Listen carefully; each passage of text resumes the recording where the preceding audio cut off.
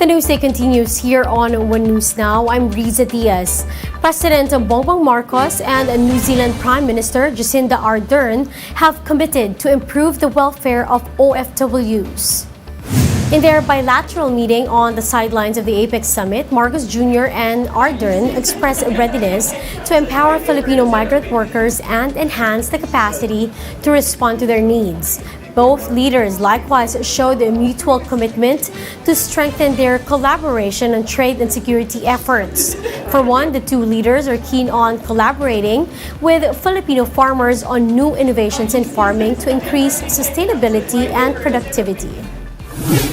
President Bongbong Marcos also met with Chinese President Xi Jinping as they affirmed the importance of a code of conduct on South China Sea.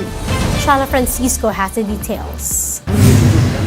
A very pleasant exchange. This was how President Bongbong Marcos described his first meeting with Chinese President Xi Jinping on the sidelines of the APEC summit in Bangkok, Thailand. The bilateral meetings are really just a kind of getting to know you. And that was the same with our meeting. We spoke a little bit about regional issues, but mostly about the plans that I have for the state visit that I will be undertaking to China in first week of January. Also included in the bilateral talks was House Deputy Speaker Gloria Arroyo. He was also very surprised to meet his old friend. They had a few minutes of recollecting the meetings that they have had, which I think helped the tone of the meeting.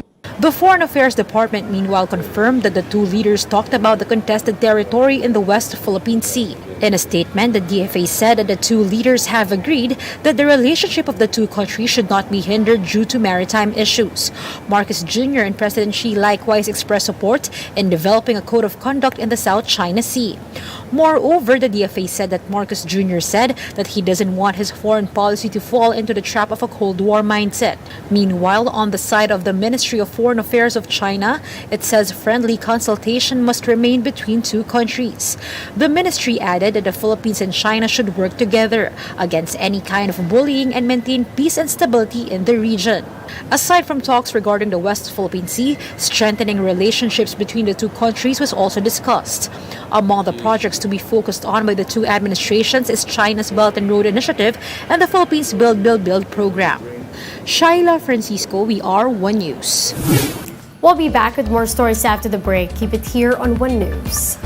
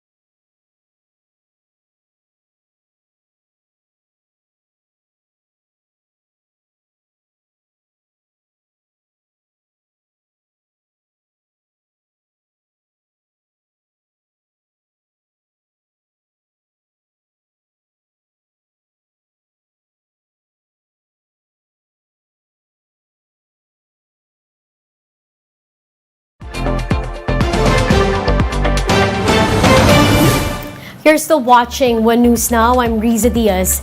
The government has approved water rate hikes effective beginning January 2023. Camille Samonte with the report. Instead of celebrating a Happy New Year, Metro Manila residents will have to tighten their belts as they usher in 2023. This as Manila Water and Maynilad are expected to hike rates in January. The rate increase was approved by the Metropolitan Waterworks and Sewerage System or MWSS, and implementation will be on a staggered basis. Manila Water will increase the rates by 8 pesos and 4 centavos per cubic meter. This means that households consuming 10 to 30 cubic meters of water every month may see their bills jump to about 193 pesos, up to 866 pesos. Meanwhile, Maynilad will implement a rate hike of 3 pesos and 29 centavos per cubic meter in January. This means that consumers could see their bills rise to around 136 pesos up to over 8,000 pesos, depending on their consumption. For Carolina, the increase in water rates would mean they have to further tighten their belts. Dagdag sa expenses. Tipid-tipid na lang. The owner of this water refilling station meanwhile says they might be forced to raise prices too. Magtataas din po ng presyo kasi mahal yung tubig eh. But this car wash owner says that despite the water rate hike, they still won't be hiking the prices of their services next year due to fear of losing their patrons. Parang wala rin, kaya hindi nyo tinatasan yung bayad dito eh. Pag tinasan, wala na kami customer. While there are those who don't really mind the expected rise in water rates, wala akong pagpipilihan ho eh. Gagamit pa rin po. water rate hikes though will not stop in 2023. This is just the first of a series of rate adjustments that will be implemented until 2027. For Manila Water, the 2023 increase will be followed by a 5 peso hike in 2024, 3 pesos and 25 centavos in 2025, 3 pesos in 2026, and 1 pesos and 8 centavos in 2027. Maynilad will meanwhile implement a 6 peso and 26 centavo rate hike in 2024 and a 2 peso and 12 centavo hike in 2025. If there is no new water source, rates will rise by 84 centavos in 2026 and 80 centavos in 2027. For News 5, Camille Samonte, We Are One News. Let's now take a quick look at today's other top stories. Motorists may expect a rollback in the prices of petroleum products next week. Unioil projects that diesel would go down by up to 2 pesos and 30 centavos per liter, while gasoline is expected to be cheaper by up to 90 centavos. Pag-asa continues to monitor a low-pressure area spotted east of General Santos City. This, along with ITCZ, may bring rains in most parts of the country, including Metro Manila. And Gilas Pilipinas rises one spot in the latest edition of the FIBA Men's Basketball World Rankings. This comes after a 2-0 sweep of the fifth window of the World Cup Asian qualifiers earlier this month. And for more updates, visit News 5, the Philippine Star, and Business World Online. Visit our website, onenews.ph, for more in-depth analysis. You can also catch One News on Signal Play app.